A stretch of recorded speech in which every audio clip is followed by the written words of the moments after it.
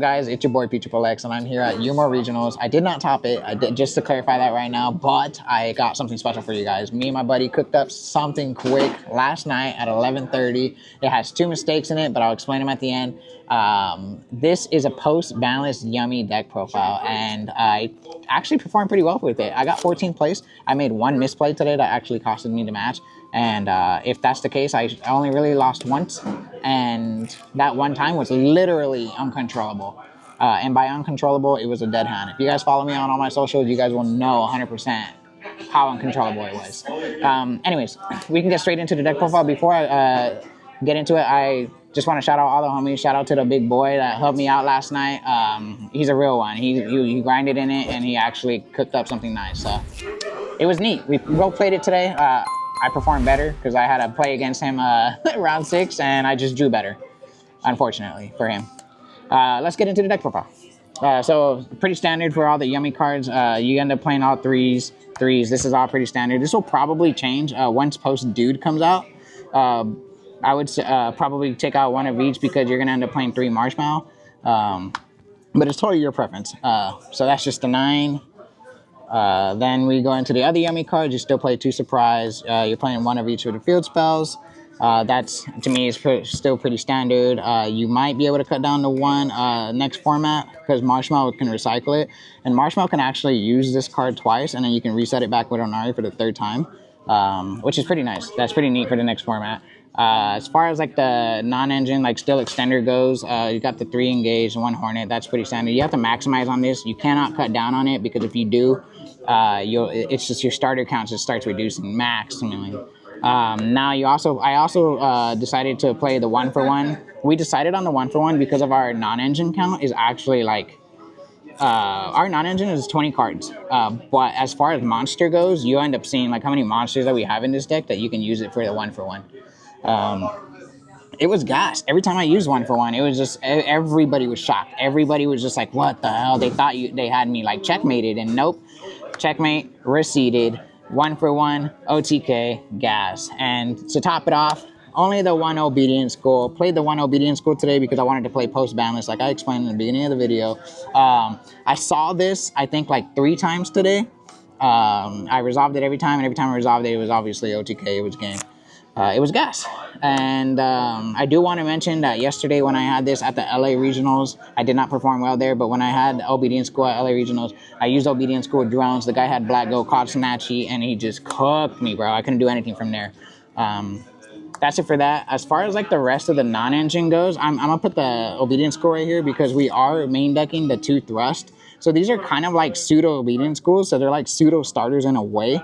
Your opponent does have to interact with you, though. So if you're playing like a K9 player or something, then they're not really interacting that much.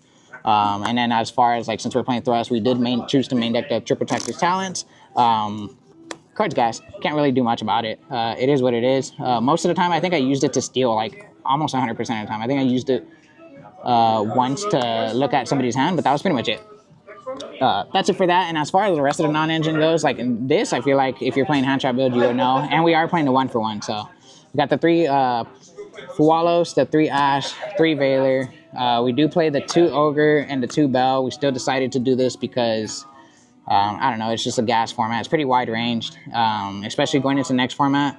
I still had the focus on like keeping the Ogres for the Vanquish Souls right now currently because of the BANLIST hasn't gone into effect. But even though I'm playing post BANLIST, Ogres were still gas. I was able to utilize Ogre like for every single interaction.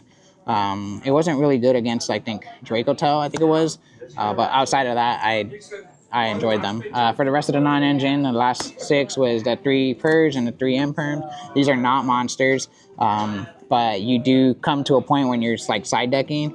You can actually side deck these, a couple of these out because you're going first, and it'll minimize your breaking ability, and then you'll have obviously your extenders to the max. Your pushes, pretty much, I should say. This is a 41 card deck. As you can tell, if you guys actually start analyzing this profile, you'll start to notice that we don't have Prosperity in the deck. Like, Prosperity is missing, which is crazy because I think Prosperity is nuts, and especially when we're playing like Thrust. If we like Obviously, we're never going to thrust for prosperity, but the fact that we're playing thrust is like gas to get any of the normal spells, any of the normal pushes. Like, these are insane. And to have prosperity to get to one of these normal pushes if we don't have thrust, that's like mandatory. So that's one card I do want to put in. I'll figure out what I want to take out. Obviously, it's not going to be nothing engine related. I have to figure out from the hand trap point of what I want to take out. And then let's get straight to the extra deck. Like I said, 41 cards, extra deck, tokens, whatever. These don't really matter. Extra deck goes, we got 3 Snatchies standard, 1 of each, Cookie, Lollipo, Cupsy. Nothing changes about that. Metal Marcher, Starham. The only thing I would probably change about this going forward, I like Starham way more than I like Metal Marcher, but Starham is usually only for the Obedience School combo. But I started utilizing Starham like and abusing him way more in the combo because I would Starham discard, summon Cookie, Cookie to pop, or Starham special Lollipo, to end up banishing from the graveyard. I don't know. I like abusing Starham way more than Metal Marcher. Metal Marcher just feels like an ick to me, but most of the time during the rounds, I did side out Metal Marcher for a card inside of my extra deck or inside of my side deck. I'll explain that as that time goes, and I never missed a Metal Marcher. I think I used it once today. You do only play the 1 Herald, so I'm still debating on which one I want to go keep in moving forward, but I do think both are necessary when it comes to playing out your turns. You got the 1 Amaraj, you got the 1 Kagari, which is pretty standard. You do play the Onari, and then you play the SP Little Knight. All this is pretty standard when you're going forward. The next non-standard thing is Lizardos. Lizardos was amazing. Lizardos was actually pretty broken. I was playing Nibiru in the side deck spoiler, and Lizardos was correct. I'll be honest, I think I saw Nibiru once. I didn't even use it. But for the rest of the time with the Nibiru, like, it was pretty useless to me. The idea of having it there was nice. The idea of having Lizardos was nice for the Nibiru. But I'll be honest, I summoned this like 5 times today just to use it to draw and put the like Yummy or the Snatchy and like a monster in my grave that Lollipo summoned off because they're negated. I link it to this, use the effect, draw a card, and I'm not gonna lie, that was insane. Sometimes I would draw into like the most insane cards. It was broken. I just had the best luck with it. Last card is Typhon. Pretty self-explanatory. Typhon's gas. I did have 1 misplay. There was an opportunity for me to win that match, and it was with Typhon. If I just summoned the Typhon over, bounced a Zeus, and attacked for game because he was at 21 and would have won, but overlooked the opportunity. That's my fault. I learn, live and learn. You just got to keep going and moving on. Getting into the side deck, 3 draw. Card was great. Card was amazing. Next format, I think Mitsurugi is going to be really good. So I think this is going to stay in moving forward. As far as like the rest of the cards go, like I think I used this against K9. It was actually pretty good too. I used this against Archmage, Dracotel, and that was actually pretty good because the Archmage card search a lot. And I know Archmage is going to be pretty fancy coming in this new format. Then here's the 2 Nibiru. We could only fit 2, and I'll be honest, I'm not even sure if I want to keep these in here. I never needed them, but like I said, that one time I did see it. It was just kind of stuck in my hand. I didn't really want it. I think I ended up discarding it later, but it didn't really matter. 1 Call by the Grave, 1 Harpies. We got the thrust target for the Harpies, and then the Call by the Grave is just a Saki card. 1 anti-spell. This was pretty gas.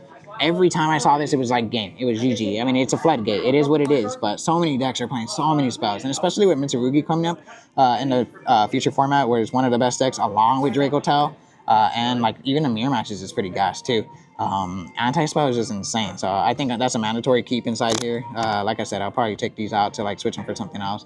I can tell you 1 important card that should have been inside here, but we'll talk about that after. As far as like the 1 Judgment, like I said, post balance. 1 Judgment, pretty self-explanatory. 2 Warning. Warning was actually pretty gas too.